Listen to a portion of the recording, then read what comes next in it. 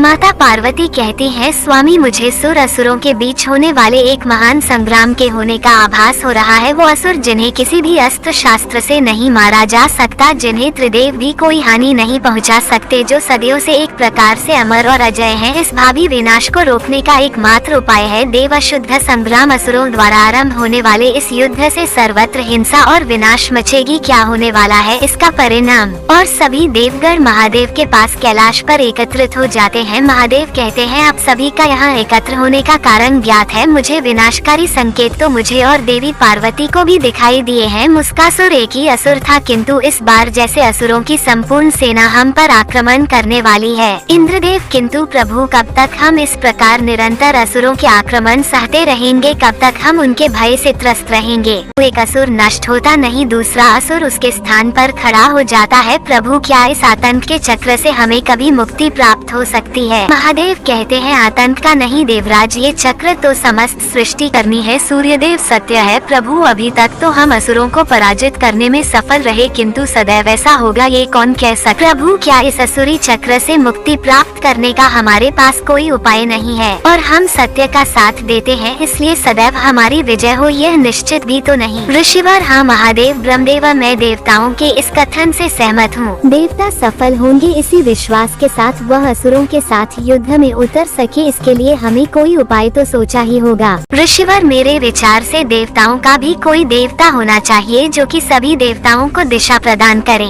इंद्रदेव कहते हैं, हाँ प्रभु, ऋषि अगस्त के अनुसार हमें किसी ऐसे देवता का चयन करना चाहिए जो सर्वप्रथम पूजनीय हो, जो दुष्टों के मार्ग में कंटक के समान बनकर बाधा उत्पन्न करे। इंद्रदेव, जो देवताओं का भी देवता हो और सदैव हमारा साथ दे, किंतु कौन होंगे वे प्रभु? मेरे विचार से इस महत्वपूर्ण उपाधि पर स्थित होने वाला हम देवताओं में से ही कोई होना चाहिए। और देवऋषि नारद सभी को प्रणाम करते हैं। अब प्रश्न यह है, समस्त देवताओं में कौन है सर्वोत्तम, जिसे जगत पूजे? सर्वप्रथम मेरे विचार से प्रथम पूजनीय देवराज इंद्र ही होने चाहिए। आपका क्या विचार है महादेव? वायुदेव, आप इस निष्कर्ष पर पहुँचे कैसे? देवऋषि देवराज इंद्र हैं समस्त देवताओं के अधिपति। क्षमा त्रिदेव, देवराज इंद्र का अभिप्राय जानने से पूर्व आपकी आज्ञा आवश्यक है। इंद्रदेव, देवऋषि नारद के मत से मैं सहमत हूँ। अग्निदेव, बिना मेरे किसी देवताओं को यज्ञ का हविष्य कहाँ प्राप्त है? देवर्षि नारद जी, अग्नि में दिया हुआ हविष्य मेरी पत्नी स्वाहा स्वीकार कर देवताओं तक पहुँचाती है। नारद जी, सत्य वचन, आपका कथन सर्वथा उचित है। अग्निदेव, और बिना वायु के अग्नि का प्रज्वलित होना है असंभव। सभी के प्राण मुझसे ही तो है। यमराज, अगर मैंने अपना कार्य करना रोक दिया तो संसार से मृत्यु चक्र का अंत हो जाएगा, किसी को भी नरक या मृत्यु दंड का भय नहीं रहेगा। और वरुण देव, आप ही तो जल उत्पन्न करते हैं, सूर्य देवता तो प्रकाश देते हैं। यदि देवताओं के पास आज स्वर्ग लोक है तो कुमार कार्तिकेय के कारण, और वो कुमार कार्तिकेय को प्रणाम करते हैं और कहते हैं कुमार कार्तिकेय को ही प्रथम पूज्य होना चाहिए। इंद्रदेव कहते हैं, इतना समय नहीं है हमारे पास, आप केवल नाम घोषित कीजिए, हम उसी को सर्वप्रथम पूज्य के रूप में स्वीकार कर लेंगे। सभी देवगण कहते हैं, यदि मेरा नाम घोषित नहीं हुआ तो हम अपना कार्य बंद कर देंगे। महादेव कहते हैं, इस घोर संकट के समय